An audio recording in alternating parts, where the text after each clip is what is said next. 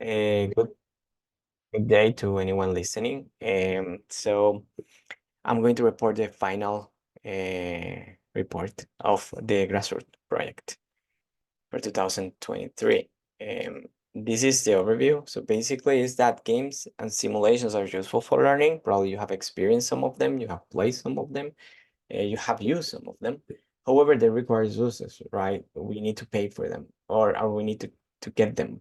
The other thing is that before using them, we need to prepare, extra preparation time by the faculty and by the students. Students, we need to prepare students to take them.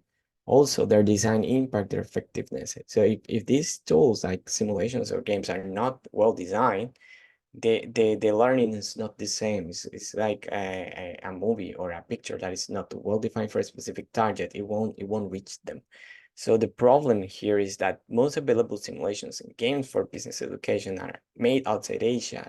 Harvard Business Publishing and all these big business schools. So I believe that these tools need to be contextualized, right? We need to take them to what we need, and that's the question. So are readily available business simulations or game fitting a few multicultural contexts? Either. Let's go. So the original goal of the project when I submitted it was this one, to learn to what extent the simulations game are useful for us. And these were the things that we're going to measure or to look for. However, this was also the simulations I was going to check, like 109 from Harvard Business Publishing and 9 in Wharton Interactive, which are really, I consider them a good business school or good business teaching content publishers. That's why I selected them. You can later send me comments or suggestions whether found biased, but that's kind of what we selected. And we went with the Wharton Entrepreneurship game 1. Why we select this simulation is because, one, it covers material for the entire semester. You can see there are 6 to 7 sessions, so it's kind of the whole class. For APU kind of context, it will be almost the entire 2 back-to-back classes, almost. It will have time for class and a little bit of reflection. And the other thing is that it covers a big array of topics that are relevant for business curriculum, like you can see over there. And the other component is that it offers continuity. It's not just one-time simulation. It lets students to reflect and to see how their work builds up one after other in each class. So what I did was to run here 2 interviews, one a test run in my semi with the students. They played and I was with them and then I asked questions. And the other one was after a class with the game, whole class, the whole semester, a quarter class. I interviewed the teams that took this class and made them the questions. So the results were these ones. I extracted from the comments the transcript of the interviews. This kind of the things. Like for price, they think it's expensive, they will pay for it. However, they wanted more fair access. Some students wanted to play it but could not because it was expensive. Other thing is that learning.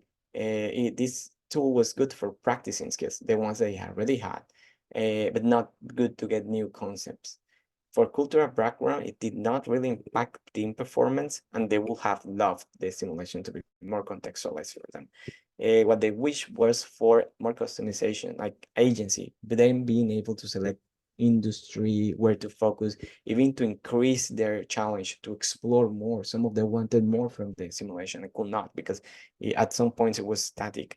And the other thing was a real world component, kind of combined the virtual plus the real world. That was interesting.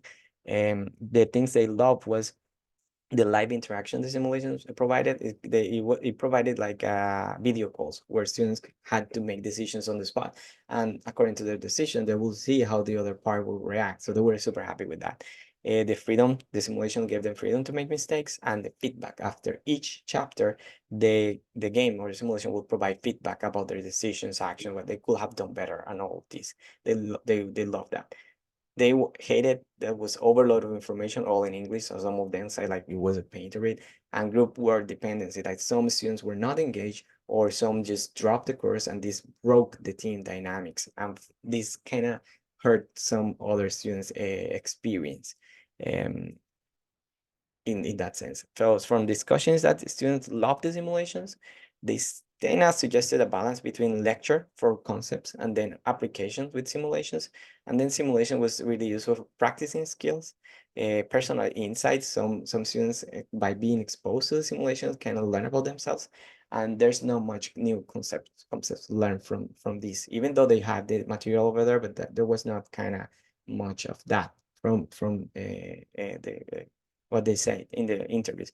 Simulation will be better if contextual in Asia, and APU, please use more simulation. That was the main message as implication of future research. So please, let's do more trial of these games and simulations. It will be really useful for faculty to know what works and what doesn't.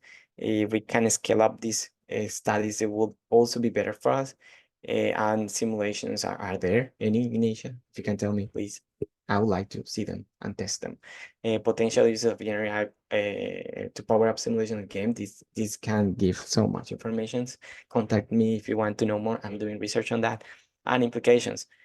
Consider APU, resume campus, consider the development or at least adaptation of these interactive tools to our curriculum, to our social needs, to our environment. I think at least from APU's standpoint, we can offer a lot from our vision, from what we have here to the world and to other universities. And thank you. Feel free to contact me for any comments, suggestions, collaboration, or just say hi.